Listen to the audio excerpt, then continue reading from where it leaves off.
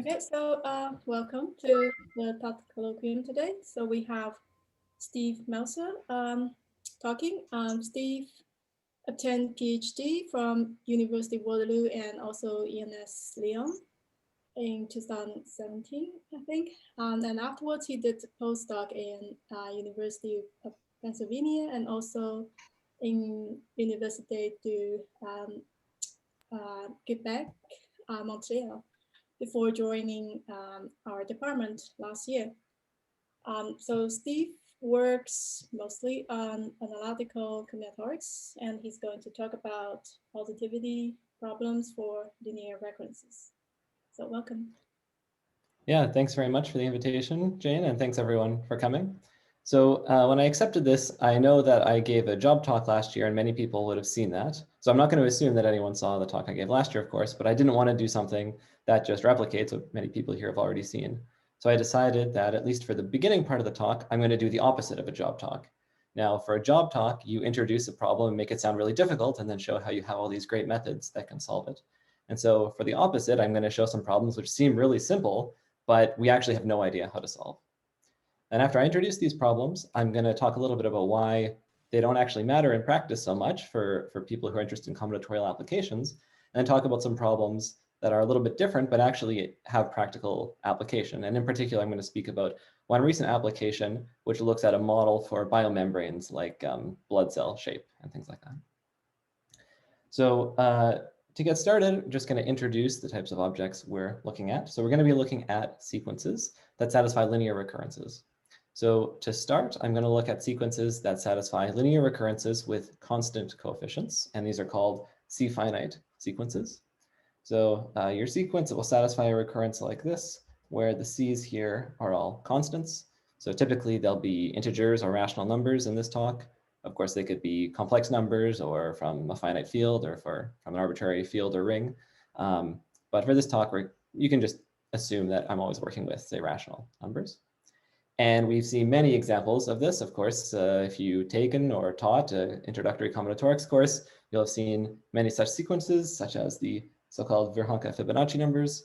And these things have been studied for a very long time. So here's an excerpt from Fibonacci's Libero-Bacci from the 13th century, where he introduces his famous RAPS problem.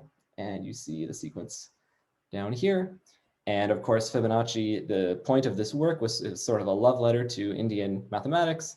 And so in modern times, people have been realizing that a lot of the things in there that were named after Fibonacci, like the Fibonacci sequence, were studied by Indian mathematicians like Virhanka because of syllable patterns in ancient Indian poetry and things like this. So nowadays, there's been sort of a push to call Fibonacci numbers Virhanka Fibonacci numbers, or to sort of maybe emphasize more the role of Indian mathematicians in studying these things, even well before the 13th century. So by definition, a sequence is an infinite object. And if we want to compute with it, we need some finite way of encoding it. So of course, a recurrence is a very natural way of encoding a sequence that satisfies a linear recurrence. And you can ask, if we have this recurrence, which is sort of like a data structure for the sequence, what can we compute about the sequence? And so if you're interested in the Fibonacci numbers, you can crack open your favorite influential combinatorial textbook. One book that is very influential in combinatorics, even if we might not think about it like that, is The Da Vinci Code by Dan Brown. It's been read by over 100 million people. It's in the top 10 best-selling books of all time. And so if you're one of these 100 million people who've read the Da Vinci Code, you will have read that the quotients of adjacent terms in the Fibonacci sequence approach 1.618 ... the golden ratio. And so, of course, if you've taught an introductory combinatorics course, you've probably proven this as well, or taken a course, you will have seen the proof. There are several ways to prove it. The way that's going to be the most fruitful for our discussions is to use generating functions. So again, probably most people here have seen generating functions, but I'll go through the definition again, just so everyone's on the same page. So if I have a sequence, then a generating function in a variable, say z, it's a series whose coefficients are the terms of my sequence. And a priori, this is a formal object that we can just perform algebraic operations with. But in many cases, for instance, if you have a C-finite sequence, this is actually the power series expansion of a convergent function, of an analytic function near the origin. And so you can use properties of your function, like where it has singularities, for instance, to say interesting things about the coefficients. And that's the domain of analytic combinatorics. And again, this is by no means a new idea. So if we talk about C-finite sequences and their generating functions, you can go all the way back to the 18th century. Here I have an excerpt from de Moivre's doctrine of chances. And in this, he looks at a C-finite sequence of order 2. So the recurrence, the biggest shift is n+2. And back in 1700s, this is how you define a linear recurrence of order 2. You would say that C depends on B and A, and D depends on C and B, etc. I think everyone agrees that in the last 300 years, we've come a long way in notation. And he computes, essentially, that you get a rational generating function if you have this order 2 C-finite sequence. And in 1730, in a paper, de Moivre then showed the complete correspondence. So if you have a C-finite sequence, its generating function is rational. If you have a rational generating function, your sequence will satisfy a linear recurrence with constant coefficients. And you're not supposed to give proofs in talks, but when the proof is exactly one line, I feel like maybe it's allowed. And the proof is just some basic algebraic manipulation. So if you take the series you're interested in, and you multiply by this polynomial, and you look at the coefficient of z to the n plus r in this, then you get what's on the right-hand side here. So of course, if this is equal to 0, if you satisfy a recurrence for all n, then on the left-hand side, you only have a non-zero coefficient for a finite number of values. And so you multiply your series by a polynomial, and you end up with a polynomial, so it must be a rational function. And likewise, if the left-hand side only has a finite number of non-zero coefficients, then the right-hand side must be 0 for infinite number of n, or all but a finite number of n. So it's a very straightforward correspondence. Again, it's been known for hundreds of years. So if we go back to the Virhanka-Fibonacci numbers, you can compute the generating function, which looks like this. Again, probably most people in the audience right now will have seen this before. If not, I encourage you to try it yourself. It's fairly straightforward.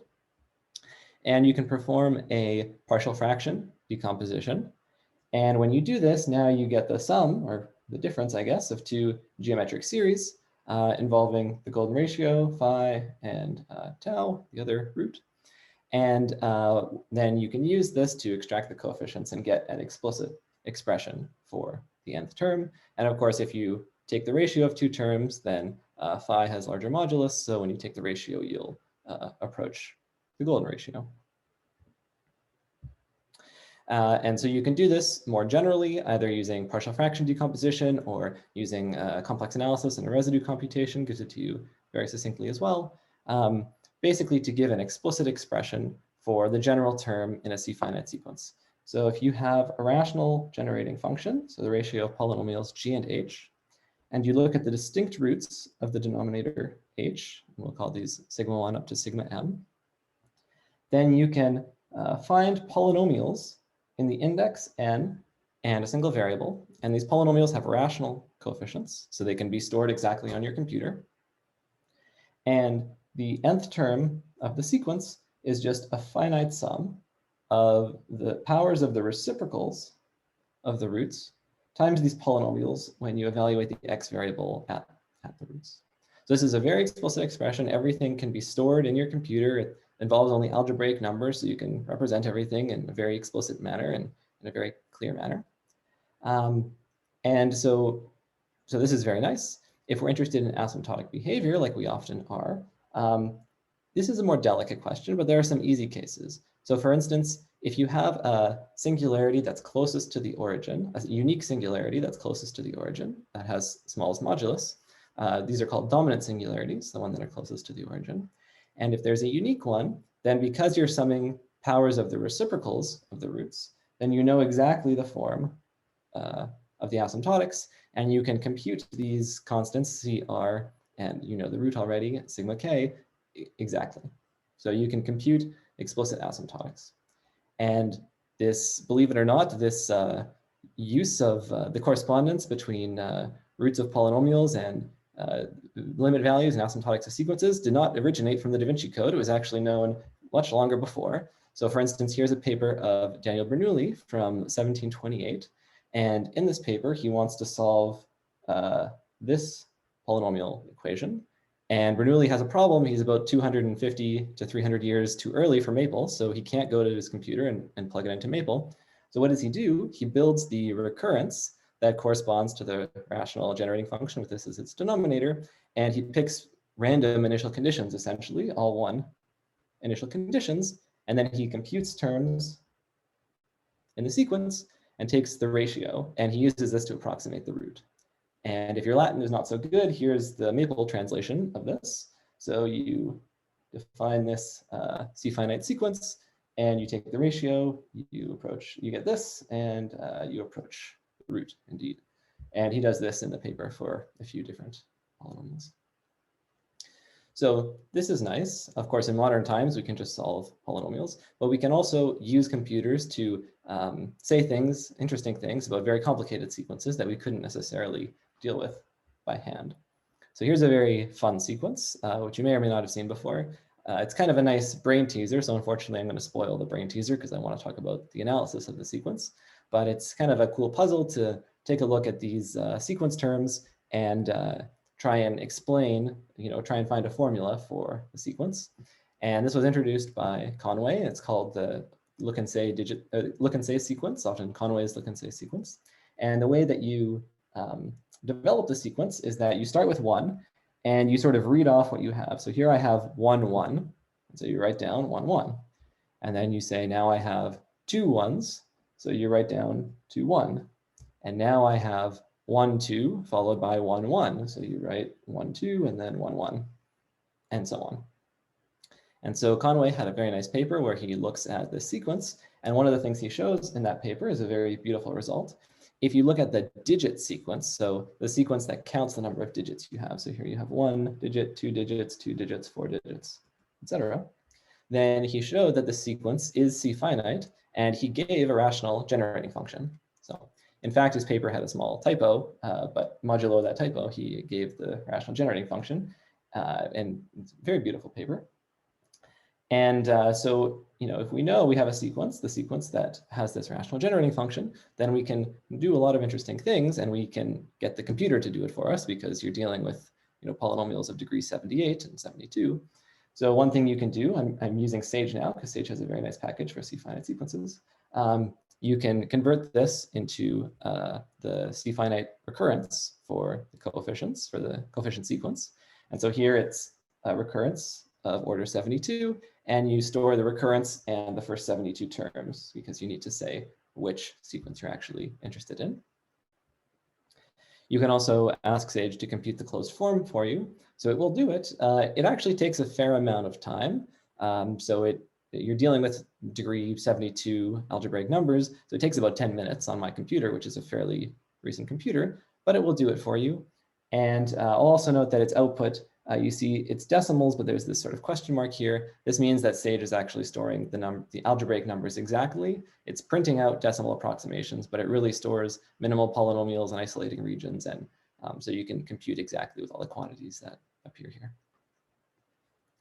Now, if you don't want the general, the explicit expression because it's a little, unwieldy, it won't even fit on my slide, maybe you just want asymptotics. And so here you can verify that your denominator has a single dominant singularity, so a single singularity that's closest to the origin.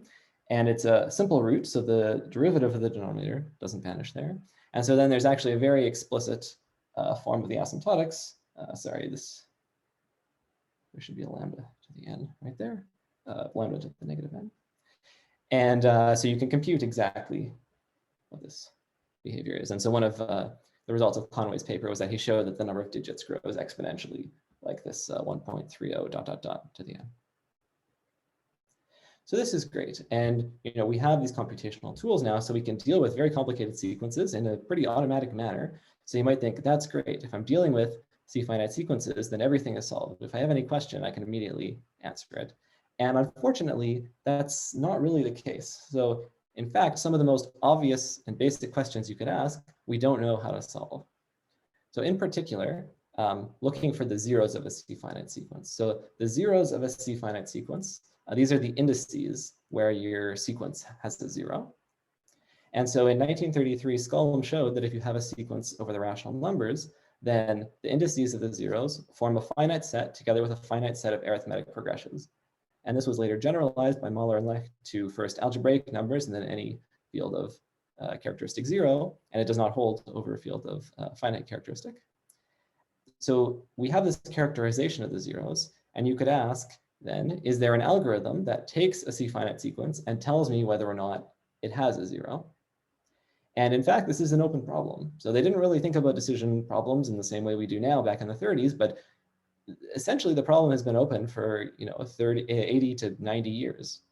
Now, we do know something, so we can detect the arithmetic progressions of the zeros. So basically, it's just the finite set. Whether or not there's this finite set of zeros is the really tricky part. And we can solve it for recurrences of orders 3 and 4. It's known how to do that.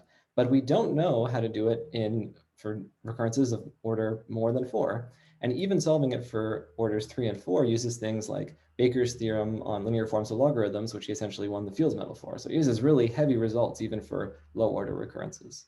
And this is, I think, very unintuitive and very sort of surprising that even something which seems so simple, basically the simplest kind of sequence, we can't even say if it has zeros or not.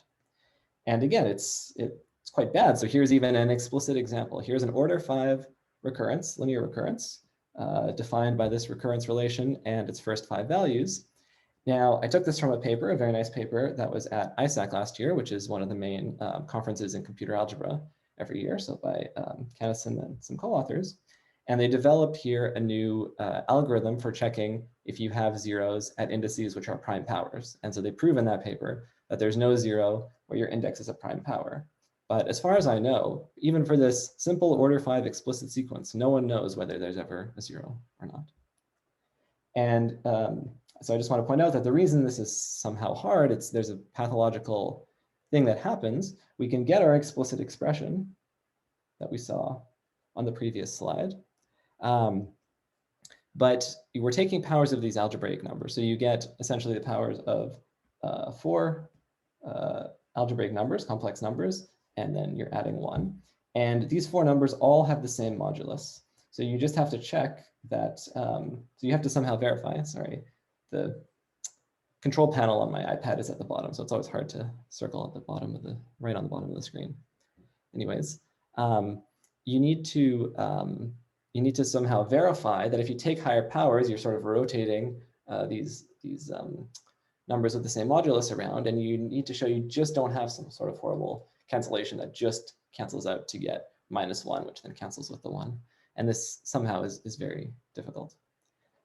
You can also ask related problems, like if you have a C-finite sequence, you can square every term and you still have a C-finite sequence. So you can reduce testing for 0 to testing for positivity, and then you can relax that condition and ask if you have a sequence that's eventually positive. So it's positive from some point onwards. And this is kind of an asymptotic question.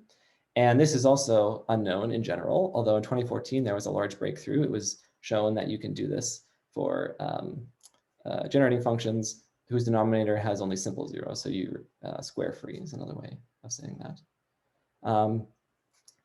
So it seems like you can do anything you want to with such simple sequences, but there's actually these very natural questions that we don't know how to handle. There's also some very natural complexity questions. Like, let's suppose I have a sequence that has a unique dominant singularity, so I can know its asymptotic behavior. What's the complexity of determining that and then finding this unique dominant singularity? The optimal complexity is actually also unknown. There's a lot of interesting complexity questions. Unfortunately, I had to cut them due to time constraints, but you can ask me about them later, or if you download the slides after from my webpage, they're in the extra slides talking about some of the complexity questions instead of just the decision questions. But so that's kind of horrible. But if you look at me, I don't look so sad. And the reason is that actually Skolem's problem in combinatorial applications, it isn't that big of a deal. And to explain why, I just need to introduce one more concept. So the class of N-rational functions is a class of rational functions that's built, so it's the smallest class that contains a variable x, and it's closed under addition, multiplication, and so-called pseudo-inverse. So it's like taking the reciprocal, but when you're dealing with power series, you always want a non-zero constant. So we take this kind of pseudo-inverse. And if you have an n-rational function, it will be a rational function whose power series expansion has natural number coefficients. Now, something that's a little surprising is that there are actually rational functions with natural number coefficients and their power series expansions that are not n-rational functions. And if you're given an example, you can kind of play around with it a little bit and verify it, at least for some small examples, but to construct one is a little bit tricky. Now, the nice thing about n-rational functions is that if you have an n-rational function, its dominant singularities, so you can, if you have multiple singularities that all have the same minimal modulus, they just differ by multiples of roots of unity. And so what that means is that when you're taking higher powers of these things, you're going to have some kind of periodic behavior appearing, but you can always sort of compute a period, and then modulo, when n is modulo different things this period, you can say explicitly what will happen asymptotically. So we can explain everything when you're looking at n and rational functions, we always can sort of compute asymptotics. And this was pointed out by Burstel in 1971, but you're essentially sort of tracking what happens with singularities when you take these operations here, and pseudo-inverse is the only non-trivial one. And even that's not too hard to sort of get a handle on. And the reason this is very nice for combinatorial applications is there's sort of a meta principle that you'll actually only ever see n-rational generating functions in combinatorial examples. So of course, you'll always have series that have natural number coefficients if you're counting something. But again, there are examples like this, which are rational, but not n-rational.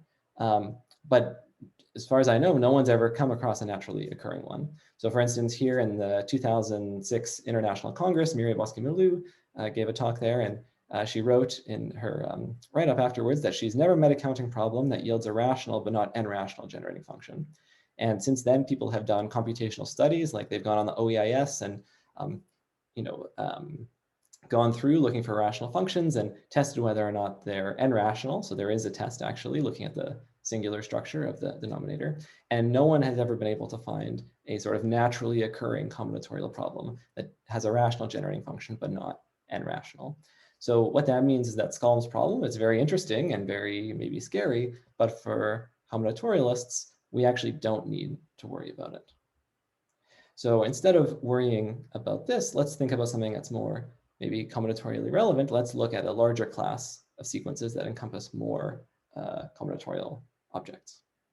So now we're going to move on to P-recursive sequences. So P-recursive sequence is a sequence that satisfies a linear recurrence relation with polynomial coefficients. So it's very similar to before, but now my coefficients can be polynomials in the index n. The standard example is the factorial, because if I want to compute n plus 1 factorial, this is n plus 1 times n factorial. And now, just like a C-finite sequence had a rational generating function, a P-recursive sequence has what's called a D-finite generating function. And this is a generating function that satisfies a linear differential equation with polynomial coefficients. So these powers here, these refer to derivatives. And P-recursive sequences appear all over combinatorics. There's a very influential survey in the 1980s by Stanley that talked about many places they appear. And it's basically some entire careers these days are dedicated to finding tests for showing whether something is D-finite or non-D-finite or P-recursive and not P-recursive.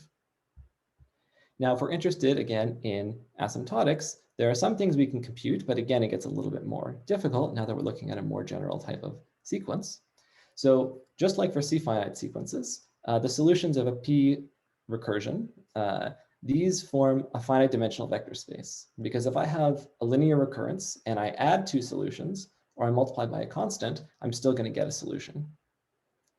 Now, in general, it's more tricky, but let's suppose the situation that happens most in combinatorial examples. So I have a sequence of integers, and they grow at most exponentially. So there's some constant c, so that I can bound my sequence by c to the n. Now, there's some classical methods, sometimes this is called the Birkhoff-Dzerzhinsky method, to compute a basis of solutions, so a basis of sequences that span this vector space of solutions, whose asymptotic expansions can be computed.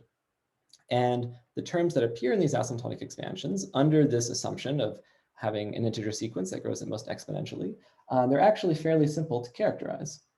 So there'll be sums of, essentially an exponential part, n to a rational number, and a natural number power of the logarithm. And this nice characterization, again, for sequences that are integer sequences that grow almost exponentially, it uses very deep results on the types of singularities that can appear for such functions, in particular a class of functions called G functions. And this is due to many deep results by the Chodnovsky brothers, Katz, and Andre, who were not thinking in this combinatorial context, of course, when they were working, but it's very, very useful for finding asymptotics in real combinatorial applications. Now, the thing that we have to do is we're interested in a particular sequence that we're trying to count.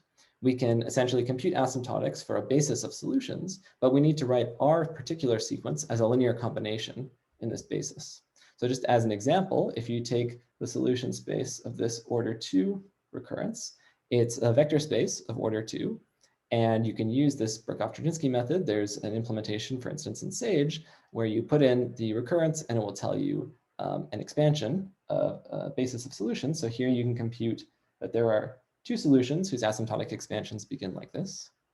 And so we know that if we have a particular solution we're interested in, this can be written as a complex linear combination of these 2 elements. But if we're interested in asymptotics, we have to be a little careful, because if you look here, so my first element grows like 2 to the n, and the second one decays like 1 over 3 to the n.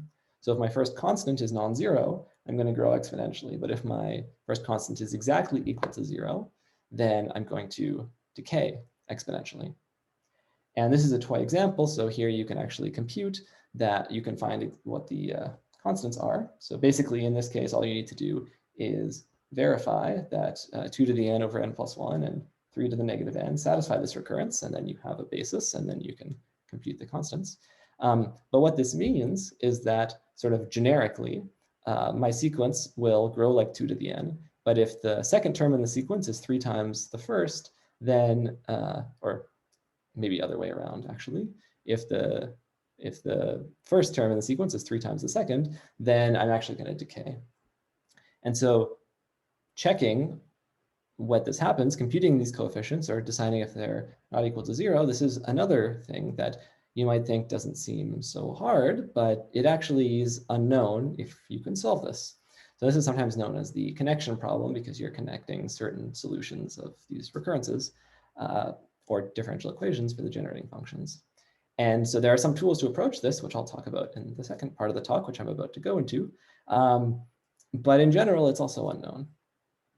So there's a lot of natural problems that you might think they don't sound so difficult, but in practice, they're very, very hard.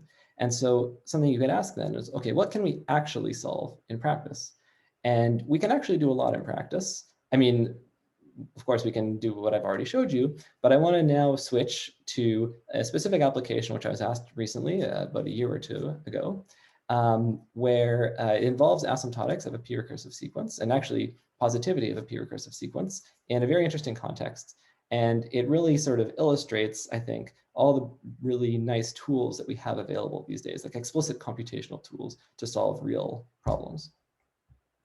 So we're going to move on to, in the last 20 minutes or so, talking about this positivity problem, which is a positivity problem for so-called biomembranes.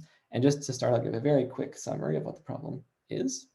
And it's, depending how you look at it, you can consider it to be quite old. So, back in the 17th century, people were realizing that if you look at our blood under a microscope, we have blood cells, and you get these sort of beautiful detailed pictures over here. And as you go through time, you start to get better and better pictures of blood cells until you get sort of the modern picture that we all know right now. And then there's a very natural question, which is, where does the shape of these blood cells come from?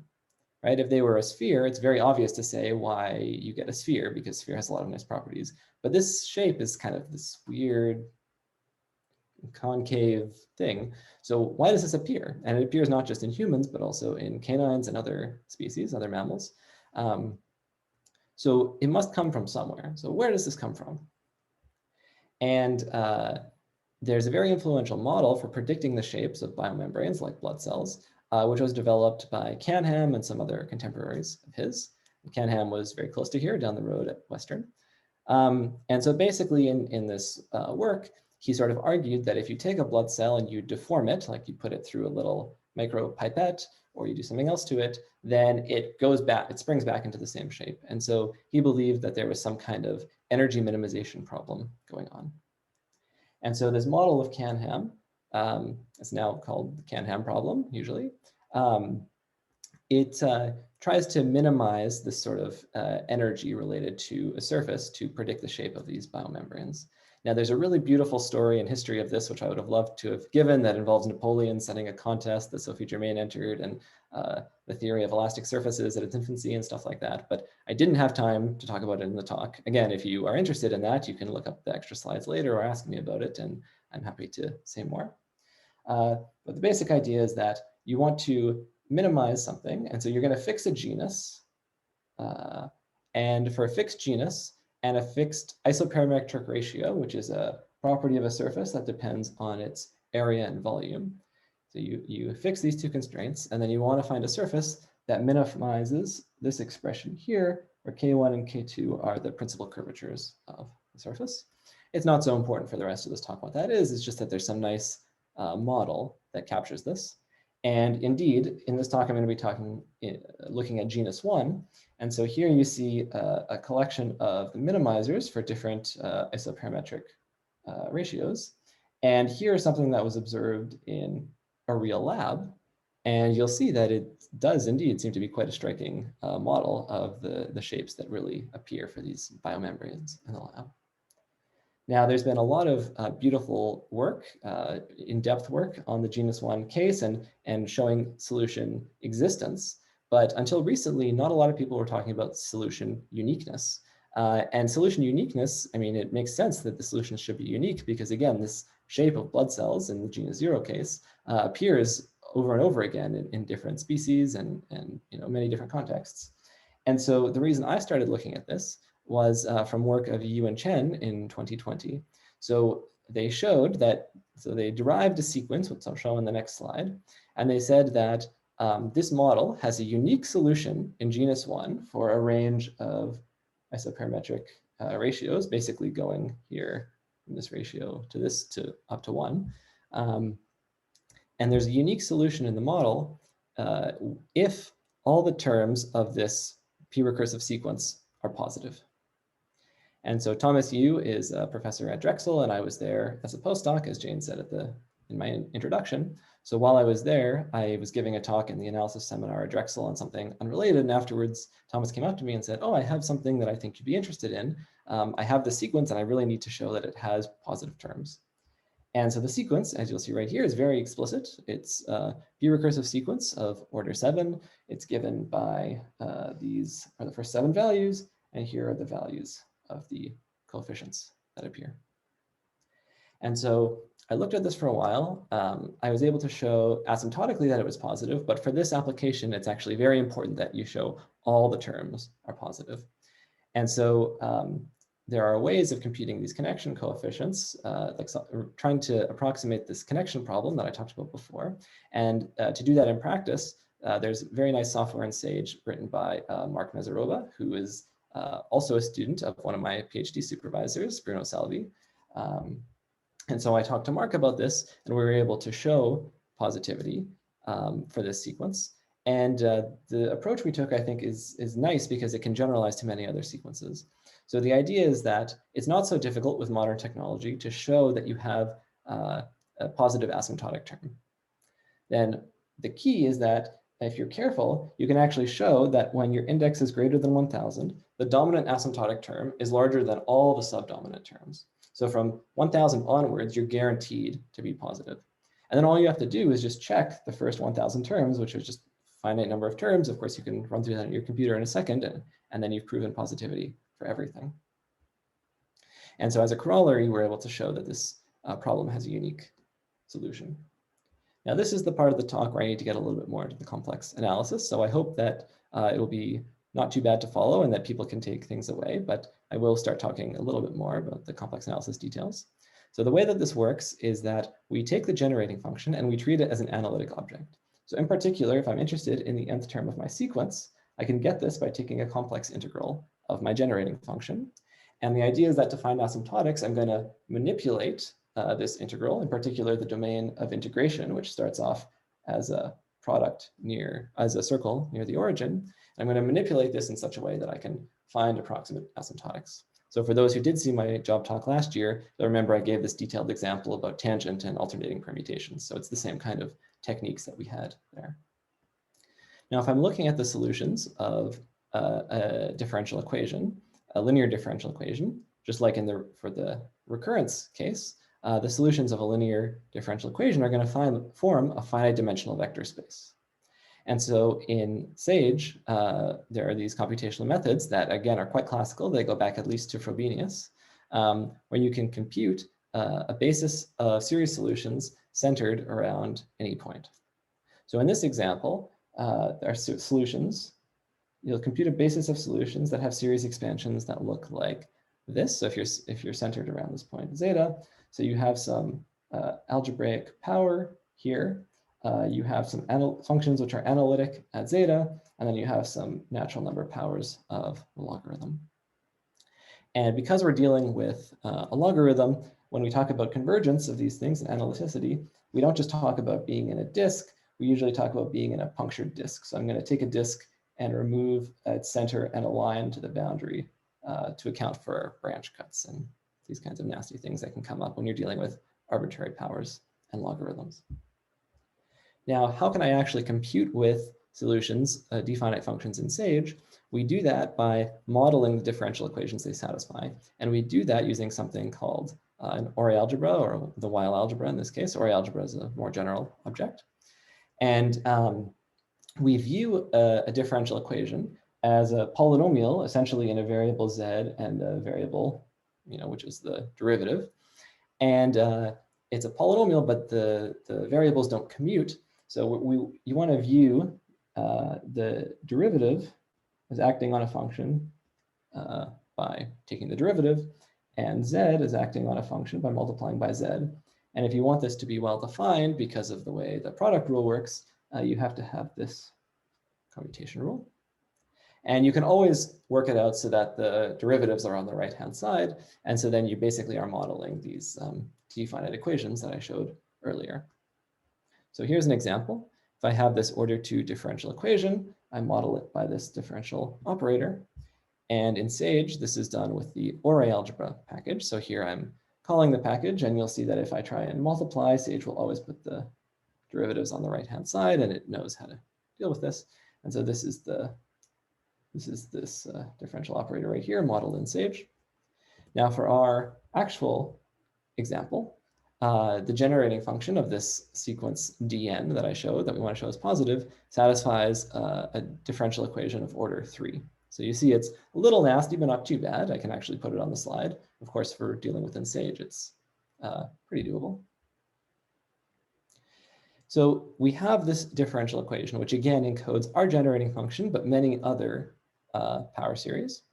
And just like I mentioned for the recurrence case and a little bit for the D-finite equation case, if you pick a point in the complex plane, we can compute a basis of solutions. So we can say that there are going to be 3 solutions, and here are the starting points of their series expansions at this point.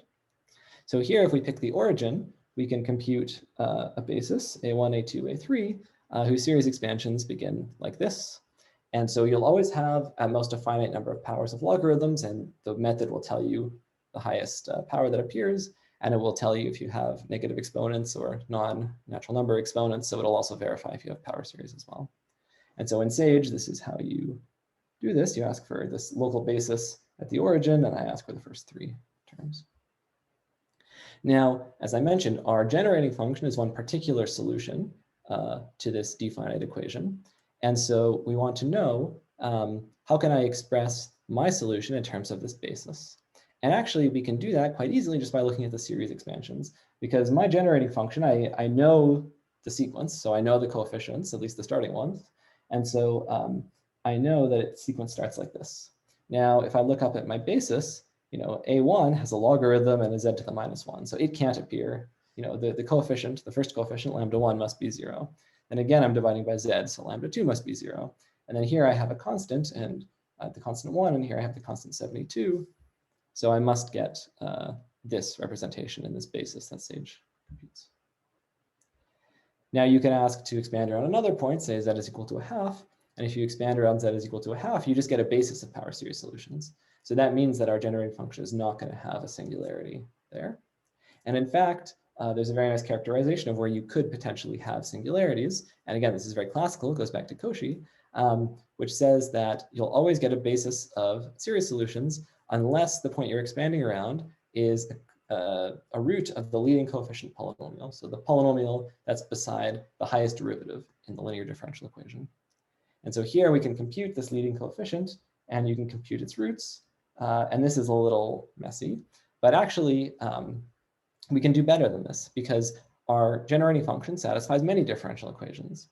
So you can do something which is known as desingularizing, which essentially computes another differential equation our generating function satisfies, and all the solutions of the original differential equation satisfy, that has a much simpler leading coefficient polynomial. Now, the other coefficients, and the order is higher, you have to take more derivatives, and the other coefficients are horrible garbage. But the point is that if we're trying to characterize where we could have singularities, this is much nicer. So now we know that the singularities of our generating function must be at these points, and it's not going to be singular at 0. So there's only 3 possible candidates. And desingularizing D-finite operators and equations is a very active it's a very active field in computer algebra. So there's lots of great tools for doing that.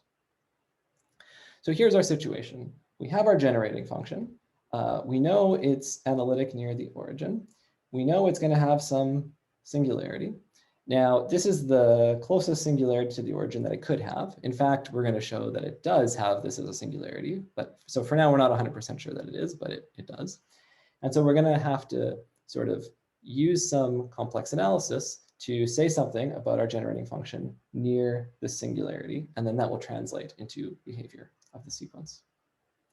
And so the way that we do this is we actually start with knowledge of a function near the origin. Starting with knowledge of our function near the origin, we can say things, so basically compute with it numerically, but with rigorous error in this sort of disk where it converges.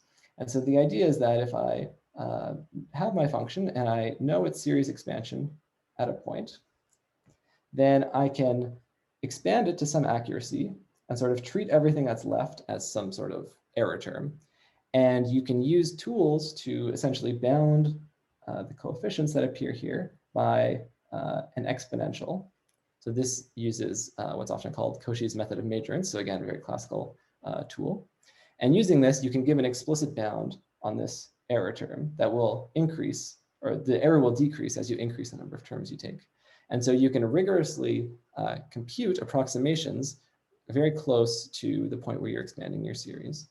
And this is basically doing analytic continuation, if you would have seen this before. It's sort of a numerical version with rigorous error.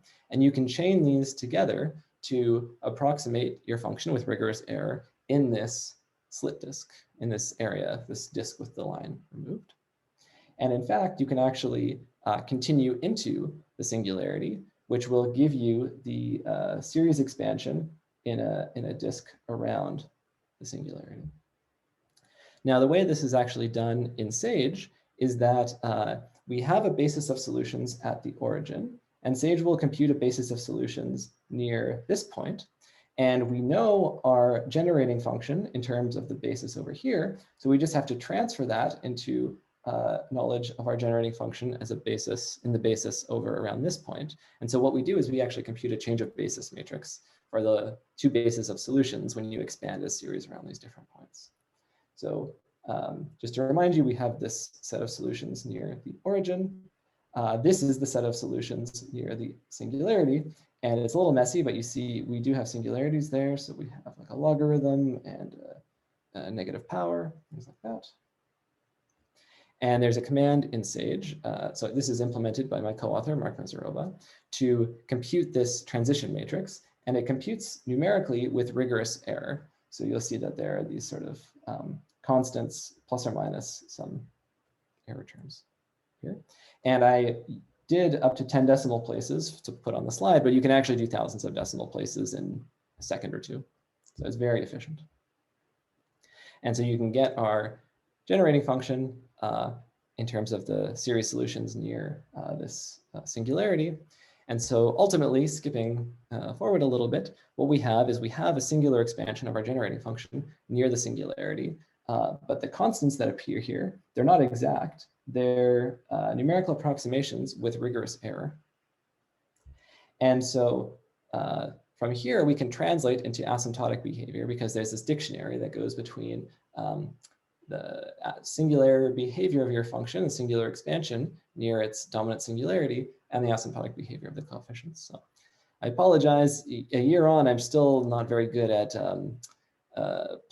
figuring out the timing for my virtual talks. So I'm gonna have to skip over a little bit here at the end. But the idea is that you can go from that to an asymptotic expansion with approximated coefficients with rigorous error.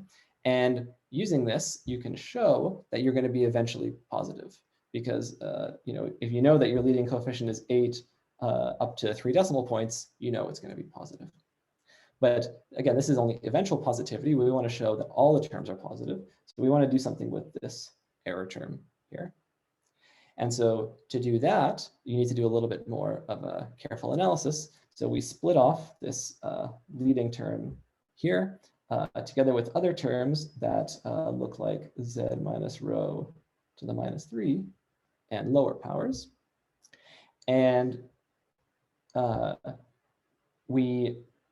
if we want to find the coefficient here, we write this as the sum of two integrals over the leading part and this part here, which is essentially the error term. So we show that the leading part, we give an explicit lower bound on that. Then we give an explicit upper bound on the error. And when you combine these, you can show that, again, for n sufficiently large, which you can actually compute a real constant for, that your terms are going to be positive. And then because of this, we're able to show uniqueness for this biomembrane model. Now, the proof of theorem 1 is actually quite straightforward because, again, this is a pretty explicit series. You're just trying to extract a coefficient from a power and a power times a logarithm. And this is something you could give into an undergraduate class to ask them to do this coefficient extraction. They might hate you for asking them this one, but it is fairly doable. And you would get explicitly what the coefficients are in terms of the harmonic numbers coming from the logarithm. Now for the second one, we do something similar to the argument I gave, again, if you saw my talk last year involving the tangent and alternating permutations. The way that what complex analysis tells us is that we can take this domain of integration and we can sort of move it around as long as we don't cross any singularities. And so we rewrite it like this, and we split the integral into 3 parts. And we make it so that on 2 of the parts, the singular expansion holds, and on the other part, you're farther away from the origin than the singular point. And if you can bound your function on each of these parts, then you can show, using the singular expansion and standard integral bounds, you can give an explicit upper bound on this. And the way that this goes is we use this numeric analytic continuation and the differential equation that the generating function satisfies to really give these explicit upper bounds. So for instance, on the large part, what we do is we cover the circle by overlapping squares, and you can give explicit lower bounds on each of the squares. And then you take the minimum of that, I guess, or the maximum, the minimum, because we're trying to find an upper bound, and that gives you an explicit upper bound on your function. And on the smaller parts, we have we know what the series expansion of our function is going to look like. And again, we can use some kind of analytic continuation to give explicit bounds on these functions.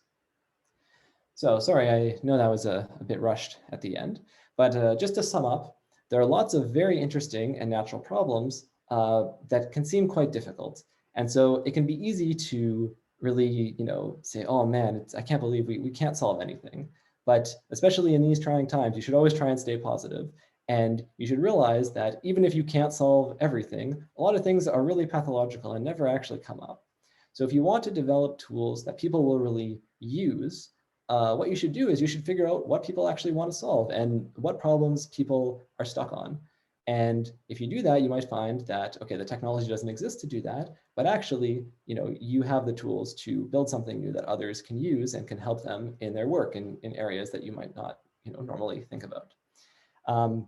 So we were able to solve this problem. And after we solved this, Mark and I started working with a master's intern in France.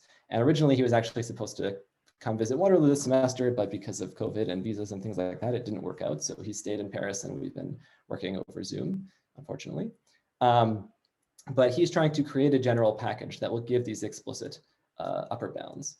And in fact, since we started working on this, I've been contacted by others asking essentially the same question, even though they didn't know we were already working on this. So that's another reason to sort of ask around and figure out what problems people want to solve. Because if someone wants a certain problem solved, probably someone else is also very interested in it as well. So that's all I have to say. Thank you very much for your attention. Thank you, Steve, for the nice talk. So any questions?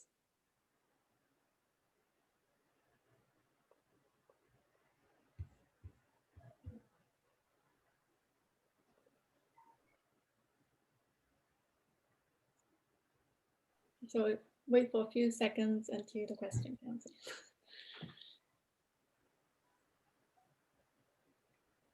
So maybe I'll also say that for those who are interested in learning more about these kinds of techniques, I recently published a textbook. You can find the details on my webpage.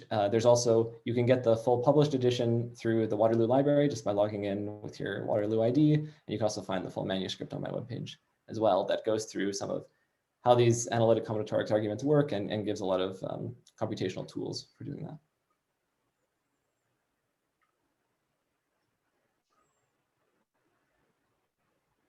Well, okay, so can I ask about that in your proof of theorem 2, where you have the upper bound for the integral of the g of z? Yes.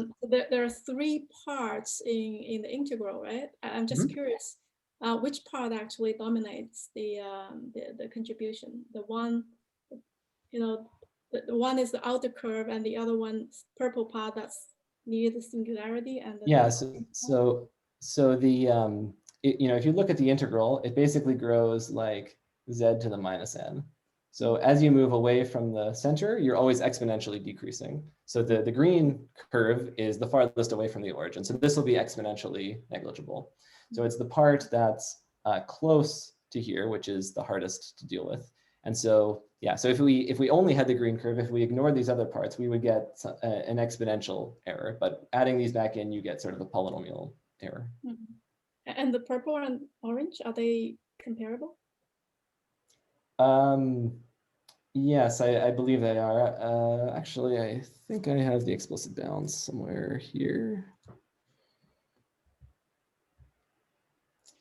Yeah, so they're the same.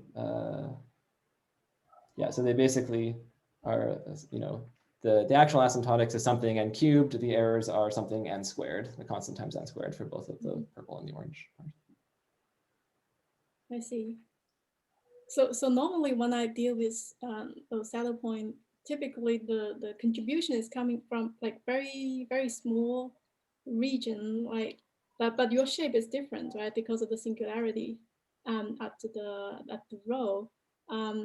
Is it a similar situation in the orange and purple part, like at the specific curve, maybe near the real line that gets most of the contribution in each part of the integral, or?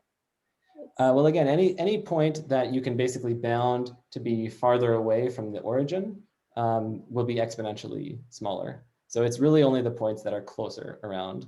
So like on the orange is sort of a line going outwards.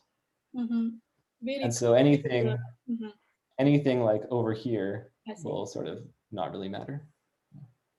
And the purple part, is that the one that really close to the real intersection? Is that the parts that gets the most contribution, or?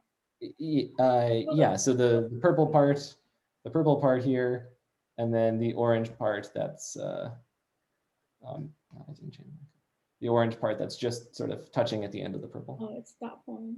I see. Okay, thank you. Thank you. Other questions?